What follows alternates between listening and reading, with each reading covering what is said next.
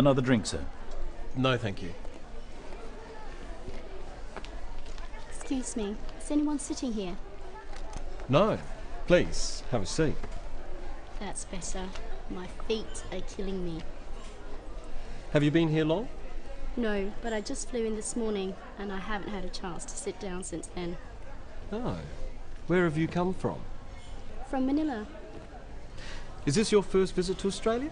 No, I have been once before, but it was a long time ago. And have you been to Sydney before? No, it's an amazing city. Yes, it has its points. But you're lucky to live in Manila. It's a fascinating city. What about yourself? Do you live in Sydney? No, I live in Melbourne. I'm just here for the conference. I'm going to Melbourne later. What's the weather like there? Not too good in winter, but at the moment it should be okay. So, how's your hotel? It's good, very convenient. Just near the harbour. Have you seen the Opera House yet? Yes, we flew right over it. Excuse me, there's someone I must talk to. It's been very nice to meet you. I'm Walter, by the way. You too, I'm Sue. Perhaps we'll meet later. I hope so.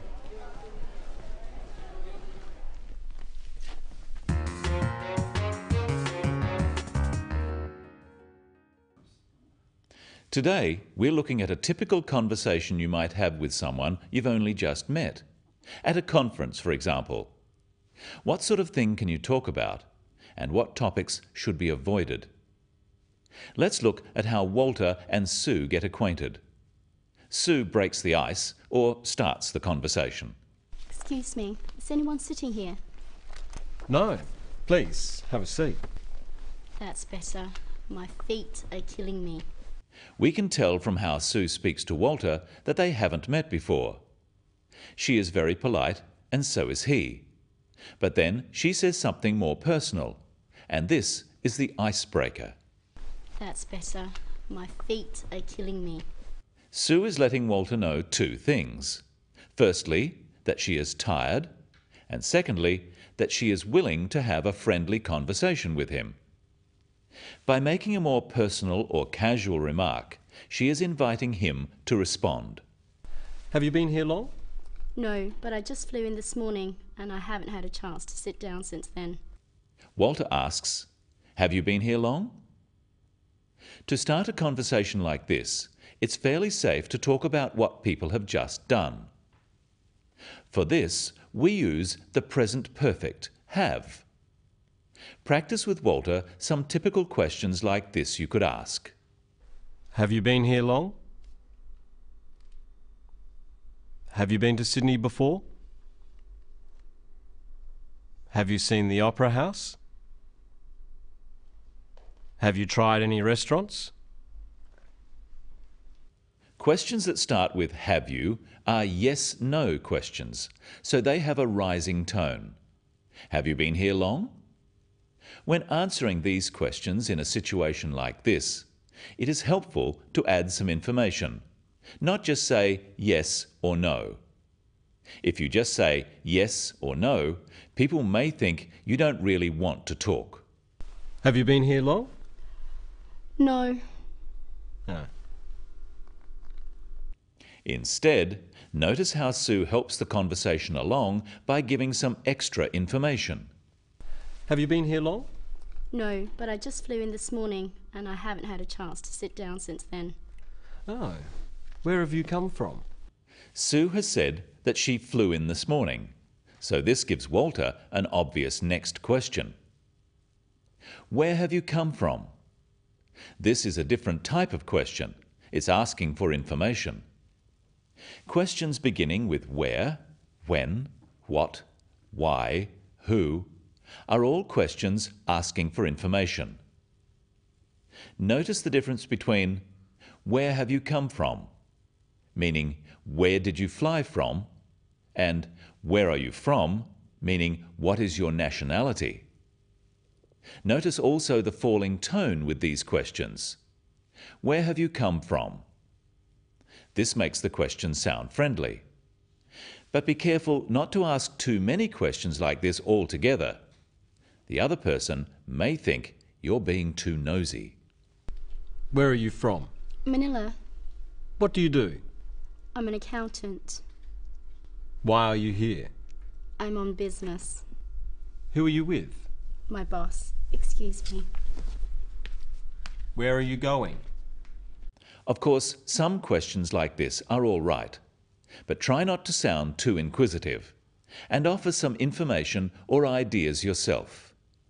Is this your first visit to Australia? No, I have been once before, but it was a long time ago. And have you been to Sydney before? No, it's an amazing city. Yes, it has its points.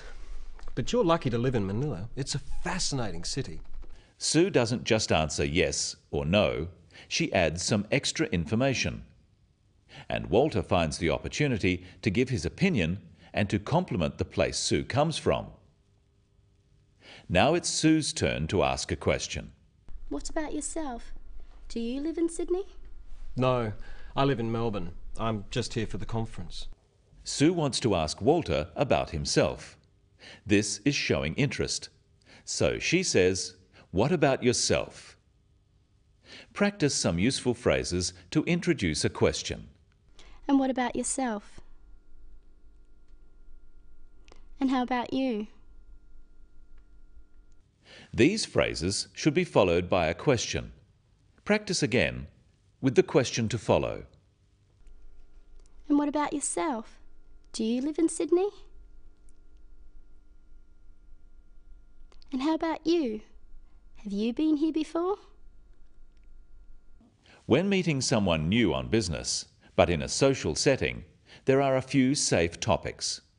We can talk about travel and accommodation, basic questions about the other person, about the city you are in, interesting sights to see, and of course, the weather. I'm going to Melbourne later. What's the weather like there? Not too good in winter, but at the moment it should be okay. Finally, let's look at how Walter ends the conversation. He needs to make sure the other person doesn't think he is bored. Excuse me, there's someone I must talk to. It's been very nice to meet you. I'm Walter, by the way. You too. I'm Sue. Perhaps we'll meet later. I hope so.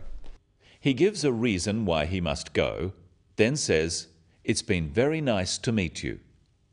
Practice some useful phrases for ending a conversation with Walter and Sue. Well, it's been very nice to meet you. Nice to meet you too. It's been good to meet you. You too. I have enjoyed talking to you. So have I.